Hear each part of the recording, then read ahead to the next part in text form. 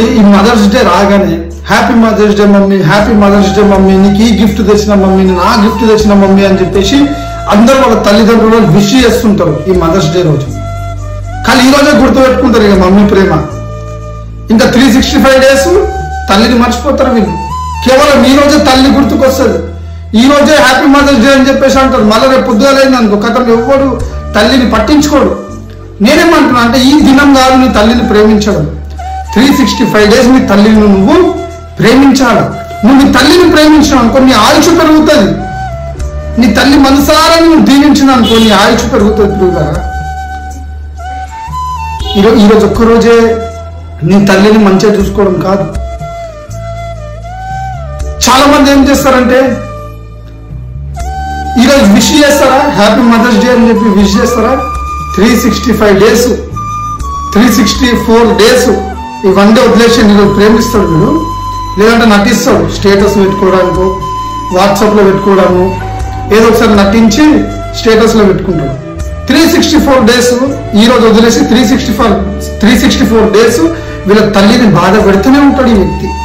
సిగరెట్లు, మందు, వ్యభిచారం, 364 days తల్లిని బాధ పెడతాడు. అది వేస్ట్. అట్లా అసలు వ్యక్తి గురించి చెప్పే అవసరం లేదు హ్యాపీ మదర్స్ డే అని చెప్పేసి. నీ తల్లి ఈ హ్యాపీ మదర్స్ డే రోజు నీ దగ్గరికి వెళ్ళి ఏదో గిఫ్ట్ కోరుకోదు, ఏదో డబ్బు, బంగారము, చేను, ఉంగరము నీ తల్లి కోరుకోదు. నీ దగ్గరికి వెళ్ళి నీ తల్లి ఒకటే కోరుకుంటుంది నీ జీవితము మార్చబడాలని. చాలా మంది తల్లిదండ్రులు మరణించిన తర్వాత, తల్లి మరణించిన తర్వాత వాళ్ళ జీవితాలను మార్చుకొని చాలా ఆనందంగా బ్రతుకుతారు. చెడు మార్గంలన్నీ విడిచిపెడతారు, ఓ పరిశుద్ధమైన జీవితాన్ని బ్రతుకుతారు. నేనేమంటున్నా అంటే నీ తల్లిదండ్రులు చనిపోయిన తర్వాత నీ జీవితాన్ని మార్చుకొని పెడతాం నువ్వు.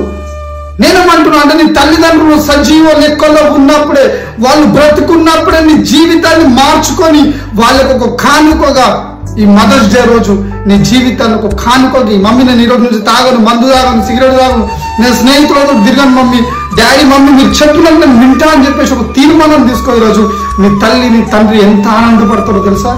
వాళ్ళ గిఫ్ట్లు అవసరం లేదండి, నీ డబ్బు అవసరం లేదు, నీ జీవితం మార్చబడితే చాలు నీ తల్లికి. తల్లిదండ్రులు చనిపోయిన తర్వాత మన జీవితాలు మార్చుకోవడం అది చాలా వ్యర్థమండి. మనం తల్లిదండ్రులు బ్రతుకున్నప్పుడు మన జీవితాలను మార్చుకొని ఒక కానుకగా నీ తల్లిదండ్రులకి ఇవ్వండి.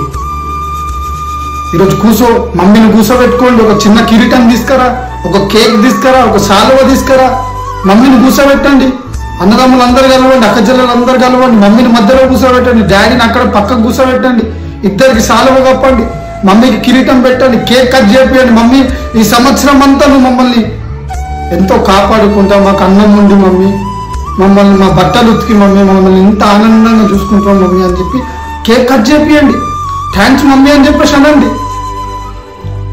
తల్లి చనిపోతే మనకు తల్లి రాదండి, ఇది ఒకటే జీవితం. నీ తల్లి బ్రతుకున్నప్పుడే, నీ తండ్రి బ్రతుకున్నప్పుడే వాళ్ళని మంచిగా చూసుకోండి. మీ దగ్గరికి వెళ్ళి ఏది ఆశించారు వాళ్ళు, నీ జీవితం మార్చబడితే చాలని చెప్పి ఆనందపడతారు. ఈ దినమన్న పశ్చాత్తాపడి దేవుని సన్నిధిలో నీ పాప మార్గాన్ని విడిచిపెట్టి నీ తండ్రిని ఆనందపెట్టు. మొదటిగా పరలోక రాజ్యంలో నా తండ్రిని నువ్వు సృజించిన దేవుని నువ్వు ఆనందపెట్టు. దాని తర్వాత నీ తల్లిని ఆనందపెట్టు.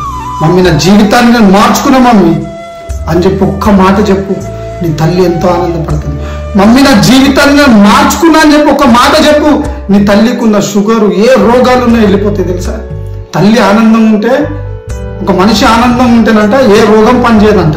ఈరోజు నీ జీవితాన్ని నువ్వు మార్చుకున్నావు అనుకో, నీ తల్లికి ఎటువంటి రోగం వచ్చినా కూడా అది హృదయంలోకి వెళ్ళిపోతుంది. నీకు తెలుసా, తల్లిదండ్రులను బాధ పెట్టిన దీపం మారిపోతుంది అని చెప్పి నీకు తెలుసా.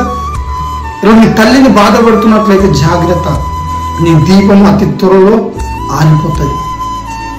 ఈరోజు నువ్వు ఎక్కువ కాలం బ్రతకాలంటే, నీ ఆయుష్ పెరగాలంటే ఈరోజు నీ తల్లిదండ్రుల దగ్గరికి వెళ్ళి అమ్మ నన్ను క్షమించు, డాడీ నన్ను క్షమించు అని చెప్పి పశ్చాత్తాపడితే దేవుడు నీ ఆయుష్ని పెంచుతాడండి.